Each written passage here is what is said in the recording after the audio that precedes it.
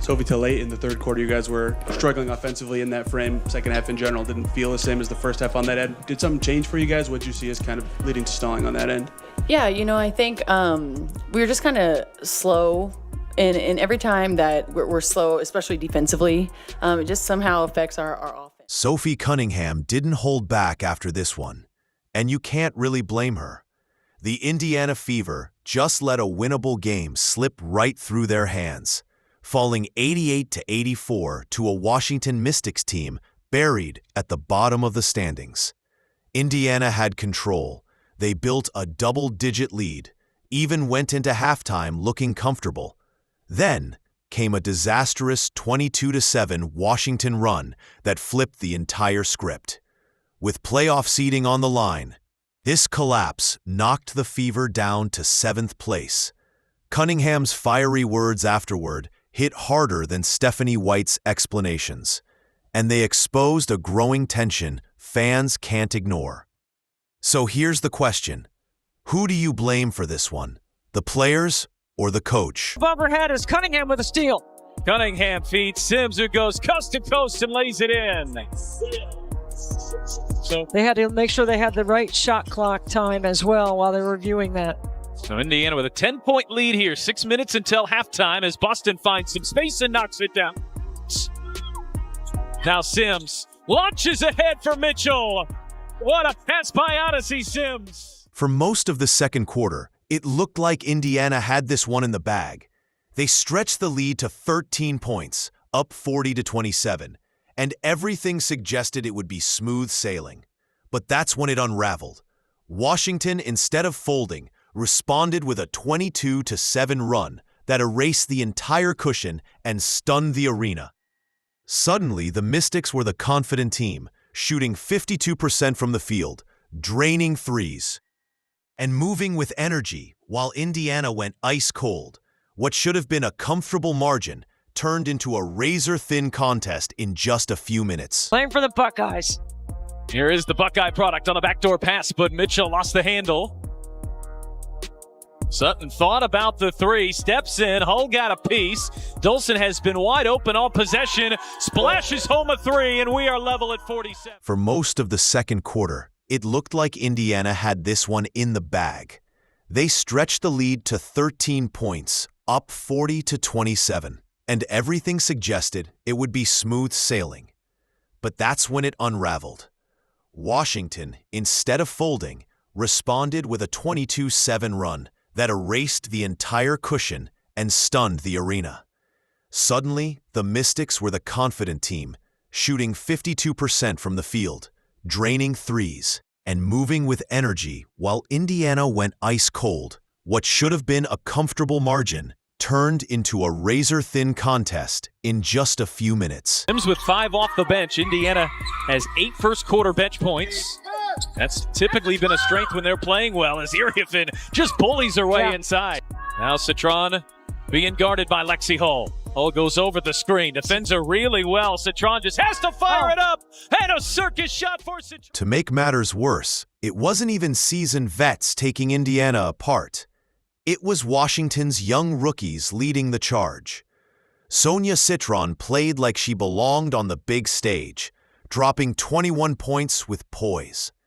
Kiki Herbert Harrigan bullied her way to 18 points and 12 rebounds, grabbing second-chance boards that completely flipped momentum. Their impact wasn't just numbers. It was a statement. When Indiana stopped dictating, even an inexperienced team could walk in and take over. For a Fever squad clinging to playoff positioning, letting a rookie duo dominate is about as brutal as it gets. It's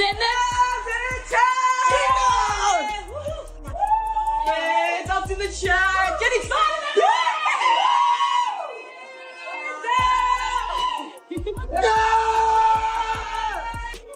It's in the chat.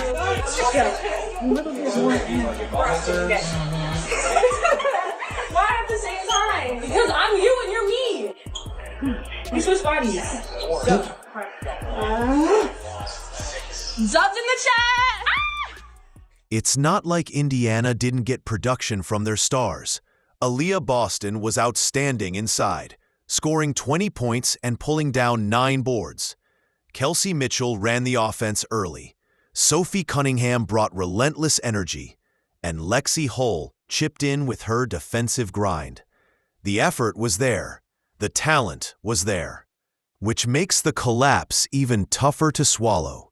The Fever didn't lose because their players quit. They lost because the direction guiding them wasn't strong enough to finish the job. Ball gets it into Boston. Hand off Mitchell. Indiana has to hurry. Lob back for Boston. Boston finishes. It's a 2-point game, 5.9 seconds remaining. Strip it down to the truth. Indiana didn't lose because Washington was the better team. They lost because they gave it away. Turnovers, fouls, poor adjustments, no response when the Mystics seized momentum. It's the same story that's haunted this team all year. Flashes of promise turning into late-game collapses. Only now, every slip matters more, because the playoff race is tightening, and opportunities like this can't be wasted. This wasn't just a bad night. It was a pattern repeating itself at the worst possible time. Cunningham looking, finds Mitchell, launches a corner three. It won't go. Rebound Aiksler. And this young Washington Mystics group who continues to impress throughout this season. And Sidney Johnson in his first year comes up with a big win on the... And here's the bigger question. When the lead started slipping and everyone in the arena could feel momentum shift, where was the plan? Who stepped up to steady things? Who made the adjustments? That silence points in one direction. Fans aren't blaming the effort on the floor. They're blaming the decisions made on the sideline. Yeah, I think we over-dribbled at times. Our off-ball movement wasn't there. We did a lot of standing. It's almost like we gave the ball to Kelsey and just tried to watch her work.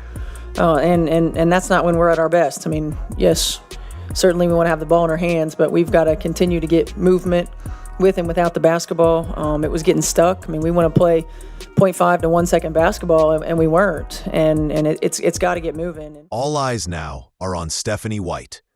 The most glaring decision? Chloe BBY never saw the floor. She's shooting 42% from deep this season, exactly the kind of weapon you need when the offense goes stagnant. Instead, she logged 0 minutes. White explained afterward that she worried about defensive matchups and rebounding if BB played. But that reasoning doesn't sit well with fans. Not when Indiana still gave up 26 free throws, surrendered wide-open threes, and got manhandled in the paint anyway. The numbers say the defense didn't hold either way. So why keep a proven shooter on the bench? With Chloe Bibby tonight, were there thoughts maybe plugging her in to try and spark the offense a little bit, or what was the decision behind not playing her tonight? Yeah, there were some thoughts. I think that it matched up defensively more than anything with the way that we were going to try to play them, or in some of our switches and things like that. So that was mostly the reason. And then just with the rotation, was it just those eight or seven that you ran with? Was it just they were flowing well and you wanted to just leave that going, or what was the thought there? Yeah, I think some of it was defense. Being able to execute the type of defensive coverages that we wanted to have against this, the way that they play. White even admitted that the Fever's offense kept getting stuck, defaulting to Kelsey Mitchell isolation sets. That phrase, getting stuck, became the defining theme of the night, because it summed up exactly what fans saw unfold. The offense grew predictable. Mitchell was left on an island, and instead of countering with shooters to stretch the floor, the Fever doubled down on the same stale playbook. It was a predictable outcome, and Washington made them pay for it. On their ball screen coverages right now. There's Mitchell on the handoff, bounce pass. Boston one bounce and a left-handed finish. Here's Boston, the offensive rebound, flips inside to Howard, who lays it in. You go step up screen, flare on the weak side. They had to make sure they had the right shot clock time as well while they're reviewing that. So Indiana with a 10-point lead here, 6 minutes until halftime as Boston finds some space and knocks it down. The stats back it up. Mitchell still managed to shoot 6 for 9, finishing with 14 points and 9 assists, but she was asked to carry far too much weight. By crunch time, She was driving straight into packed lanes, forcing contested shots while open teammates stood untouched beyond the arc. That's not on her decision-making. She delivered under pressure. But the system boxed her into impossible situations, and by the end, the offense collapsed under its own predictability. Indiana with their work cut out for them here. 6-point deficit, just over 5 minutes left to play. Mitchell, feed inside. There's an easy 2 for Boston. Cunningham leans in, thought she threw the foul. Boston pulls down the rebound and lays it in. What stings fans the most isn't the final score. It's knowing Indiana undercut its own strengths. This team has shooters. It has veterans. It has Aaliyah Boston anchoring the inside. But instead of building around those weapons, the rotations clogged them. Washington didn't win with superstar heroics. They won because Indiana's predictability made the job easier. The players emptied the tank, but the strategy pulled them down. And that contrast is impossible to ignore. Side. What a pass by Melvin, too. Really nice. Mitchell turns on the Jets and gets to the rim. No one can keep Kepler is one of the best rebounders out of her area, which means the ball not directly above her head as Cunningham with a steal. Cunningham feeds Sims, who goes coast to coast and lays it in.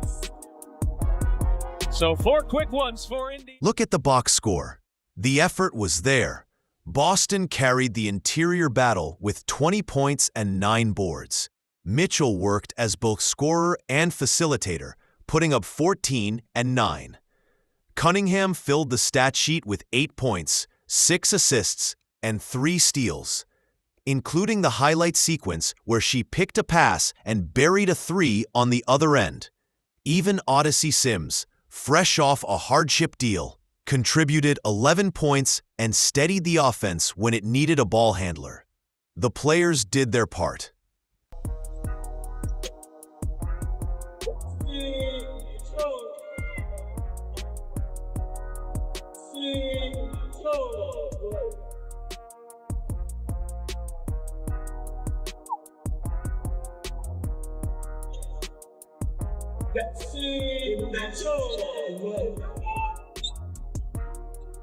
Context only makes this more glaring.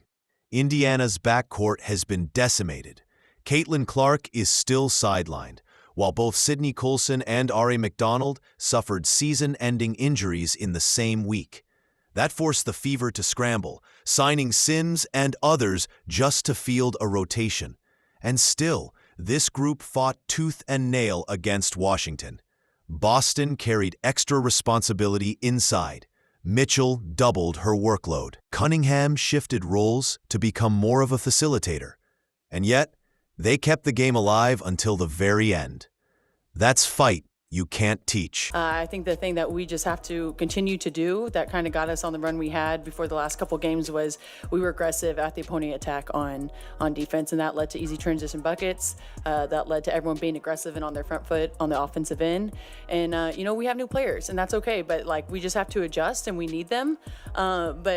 We've faced a lot of adversity, but we should be used to that by now. And I think they could just kind of outwork us a little bit, and that just can't be our excuse. Which is why frustration is boiling over. The roster gave enough to win. The stats prove it. The hustle plays prove it. What they didn't get were the adjustments from the sidelines to close the deal. That disconnect between effort and leadership is widening, and it showed clearly after the game. Cunningham spoke bluntly, demanding the Fever get back to being dogs. White, on the other hand, pointed to fouls and stalled possessions. One called for accountability. The other deflected with excuses. You can never really control the outside things. You can't control injuries, and so that's why you really do have to control your mental and control what you can control. And I think that we have a really good group. We're still a tight-knit group. We're adding new players in that are amazing. O's been around the league for a long time, and I know you don't think so, but it's a blessing that you were on another team because we need you here. And so I just think it's an adjustment period. The highs and lows, you just have to stay kind of steady, right? Every team faces it. I feel like we faced it more than most this year, but I think this this is going to set us up for something good. I don't know if it's this season. I don't know if it's next season. But I think there's always something that you can be grateful for and learn during those hard times. The tension in the courtroom reached a breaking point when the defense attempted to paint their client as a misunderstood victim rather than a calculating figure at the center of a scandal. Every carefully chosen word from the defense team echoed like a desperate plea, but the jury's eyes told a different story. They weren't buying it. Each new piece of testimony only added fuel to the fire, leaving the atmosphere thick with suspicion. It wasn't just about guilt or innocence anymore. It was about credibility, power, and the collapse of an image that had been carefully built over years. Sophie, what was the message inside the locker room? Like, what were you guys talking about there after the game? Yeah, I just think that we've had some hard injuries this year. We've had some different lineups and roster spots. And, to be frank, I don't think anyone else around the league thinks that we can do it anymore. But I think that our group does. And I think that we just have to get that confidence back. When we're clicking offensively, defensively, we're scary. And not a lot of teams can beat us, even with the roster that we have right now. And so for us, it's just remembering who we are. It's our identity. We got to get back to being dogs, got to get back to being aggressive, being on our front foot, and not allowing teams like this to come in here and out. Then came the bombshell. A witness, previously dismissed as unreliable, returned with ironclad evidence that shifted the entire narrative. The courtroom, once buzzing with speculation, fell into stunned silence. The prosecution's table lit up with renewed confidence, while the defense scrambled to adjust. For the first time, the case didn't feel like a battle of lawyers. It felt like the truth itself had stepped forward. The silence was deafening, the tension unrelenting, and everyone knew the outcome had just taken a dramatic turn. It feels like kind of that wear and tear's taking a toll. Not really. And I think that she kind of hit it. You have to give yourself a little bit of grace. When you have so many different lineups, and I have never played together. Hasn't played with a lot of people, maybe Tosh. But you have to know her style. She has to know our style. And so it's different, but that's part of being a pro. You got to adjust and you got to learn fast. And I think that's a really cool thing too, because when you click, you click. And so that's scary for people coming in here and trying to play us. That disconnect is what cuts deepest. Fans can see players like Boston, Cunningham, and Mitchell holding themselves accountable. Then they hear their coach gloss over responsibility, and it feels like leadership isn't aligned with the urgency on the court. No one expects perfection, especially with so many injuries, but they do expect everyone, players and coaches alike, pulling in the same direction. Right now, the rope is fraying. Sophie, till late in the third quarter, you guys were struggling offensively in that frame. Second half in general didn't feel the same as the first half on that end. Did something change for you guys? What did you see as kind of leading to stalling on that end? Yeah, I think we were just kind of slow. And every time that we're slow, especially defensively, it just somehow affects our offense. Because this wasn't just another stumble. It was a winnable game, 88-84. That Indiana let go, dropping them to 7th in the standings, with time running short. The players gave what they could. Boston's 20-9, Mitchell's 14-9, Cunningham's hustle across the stat sheet, Sim's spark off the bench. But once again, coaching decisions defined the outcome. Cunningham summed it up best. The Fever need to get back to being dogs. The only question left is, will leadership let them? Let us know in the comments if you think White should keep leading this group, or if Indiana needs a new direction. Don't forget to like, subscribe, and turn on all notifications so you never miss out.